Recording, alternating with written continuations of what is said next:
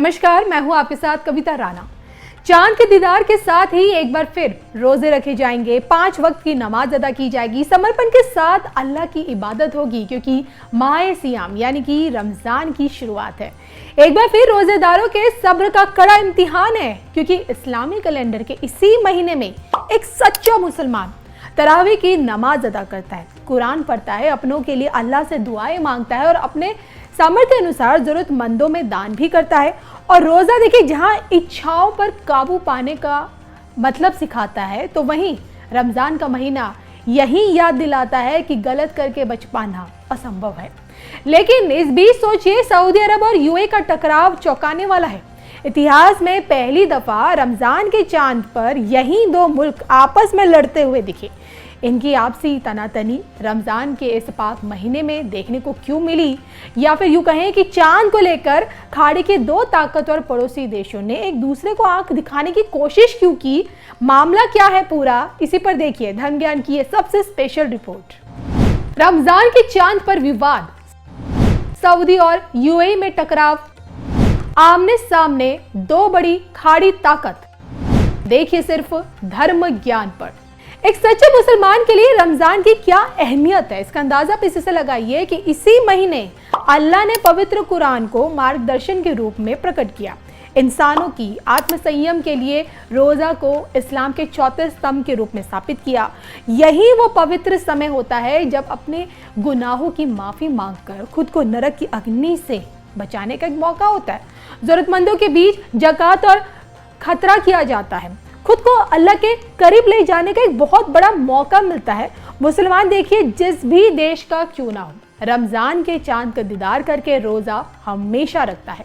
और शायद यही कारण है कि रमजान के शुरू होने पर दुनिया की निगाहें सबसे पहले तो सऊदी अरब पर पड़ जाती है, क्योंकि सबसे पहले चांद का दीदार यहीं से होता है और फिर चांद के निकलने के बाद अगले दिन से रोजा रखने का सिलसिला शुरू हो जाता है। लेकिन इस बार इसी चांद को लेकर सऊदी अरब और यूएई के बीच टकराव पहली बार देखने को मिला। सऊदी अरब और यूएई खाड़ी की ये दो ताकतवर मुल्क हैं और दोनों देशों का देखिए साझा बॉर्डर है। लेकिन चांद दिखने के मामले में इन दो देशों की इस बार जो राय थी बिल्कुल अलग अलग रही। जी हाँ, खबरों की माने तो इस बात के दावा किया गया कि इस साल यूनाइटेड अरब अमीरात ये रिवायत तोड़कर सऊदी अरब के एक दिन बाद रमजान शुरू कर सकता है। और सालों से देखिए सऊदी अरब ने कुछ ऐसे दिनों में चांद दिखने की बात कही है जब साइंटिस्ट और एस्ट्रोनॉम्स का यही कहना है कि चांद देखना नामुमकिन है। हालांकि देखिए इन सारी खबरों पर जितने भी सऊदी अरब के जो अधिकारी हैं उन्होंने इन आलोचनाओं पर ध्यान ना देने की बात कही। हालांकि अब बताया जाने लगा कि यूएई के मुताबिक 17 फरवरी को चांद नहीं दिखेगा, तो वहीं सऊदी अरब इसी दिन चांद दिखने और रमजान की शुरुआत का ऐलान कर सकता है। अब इन दो मुल्कों के बीच का यही टकराव देखकर दुनिया को यही लगा कि एक दूसरे से सटे इन दो देशों में रमजान की शुरुआत अलग अलग दिन से होगी, जबकि सोचिए हकीकत में ऐसा कुछ भी देखने को नहीं मिला। सऊदी अरब समेत खाड़ी देशों में एक ही समय में रमजान की शुरुआत हुई।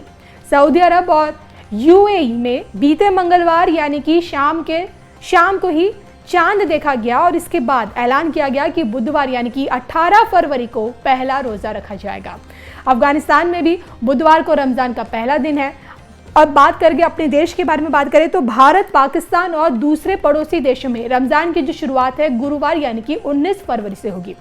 तो चांद से पहले जो टकराव सऊदी अरब और यूएई के बीच दिख रहा था वो अब पूरी तरह से खत्म हो चुका है, क्योंकि इन दो मुल्कों में एक ही समय पर रमजान का चांद देखा गया है। अब अगर बात अपने खुद के देश भारत की करें तो गुरुवार से पहला रोजा रखा जाएगा, सूर्योदय से पहले, और फिर शाम को सूर्यास्त के बाद सहरी होगी। फिर पूरे दिन खान पान पर परहेज होगा और ये जो पूरा सिलसिला है ना लगभग 1 महीने तक तब तक चलेगा जब तक कि ईद का चांद नजर नहीं आ जाता है। तो हम तो यही कहेंगे कि रमजान देखिए सिर्फ भूखा प्यासा रहने का नाम बिल्कुल नहीं है, बल्कि ये एक आत्मशुद्धि और खुद को और बेहतर बनाने का समय है।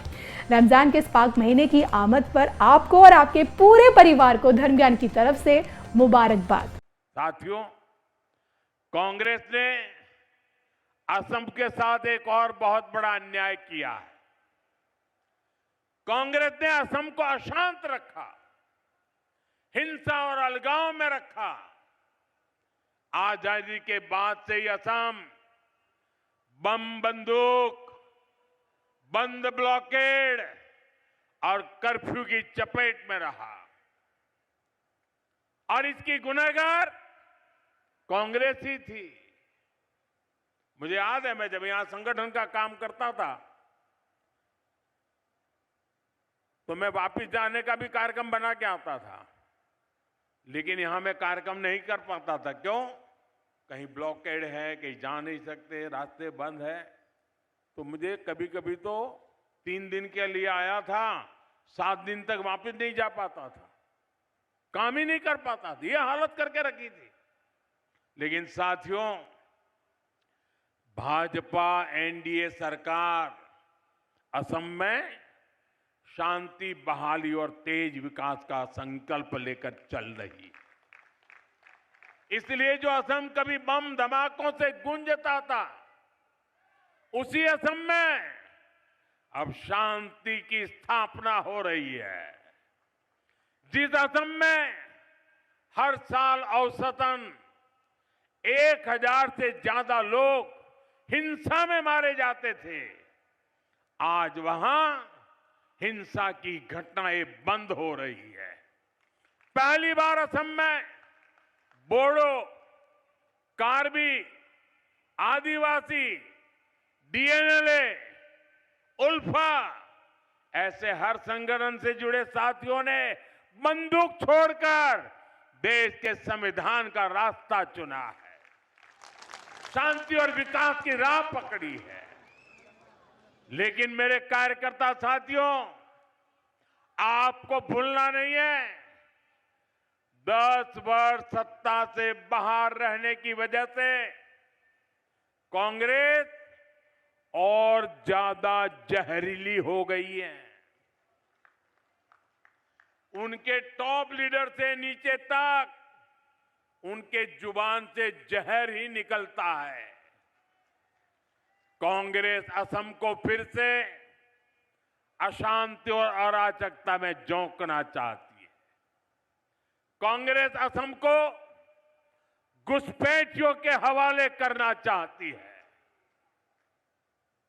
आप इनके दिल्ली के नेताओं को देखिए, यहां जो इनके नेता हैं उनको देखिए, ये सब घुसपैठियों को बचाने में ही लगे हुए हैं।